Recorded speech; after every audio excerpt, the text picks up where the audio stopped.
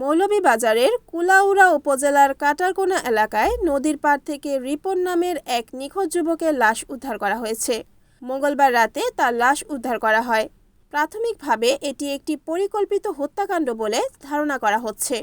পারিবারিক ও স্থানীয় সূত্রের বরাতে জানা যায়, ৯ মার্চ রাত ১২টার দিকে বিন্দার রানী দিঘিরপাড় এলাকা থেকে নিজের বাড়ির উদ্দেশ্যে রওনা হন যুবক রিপন। কিন্তু এরপর তিনি আর বাড়িতে ফেরেননি। দীর্ঘ সময় পেরিয়ে গেলেও বাড়ি না ফেরায় পরিবার ও আত্মীয় স্বজনরা সম্ভাব্য সব জায়গায় খোঁজাখুঁজি করেন, কিন্তু কোথাও তার কোনো সন্ধান পাওয়া যায়নি। নিখোঁজ হওয়ার একদিন পর মঙ্গলবার রাতে কুলাউড়ার কাটারকোনা এলাকার নদীর পাড়ে একটি মৃতদেহ পড়ে থাকতে দেখেন স্থানীয়রা।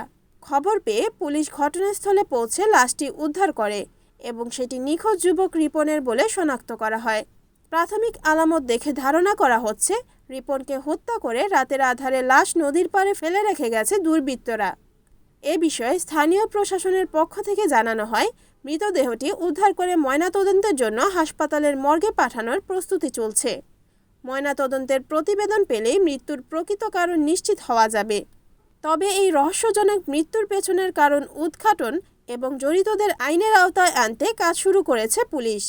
এদিকে নিখোঁজ যুবক রিপনের এমন মর্মান্তিক মৃত্যুতে তার পরিবারে চলছে শোকের মাতম এবং পুরো এলাকা জুড়ে নেমে এসেছে শোকের ছায়া।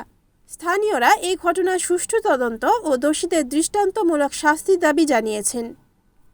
রিপোর্ট তিমির বণিক, NNTV, মৌলভীবাজার।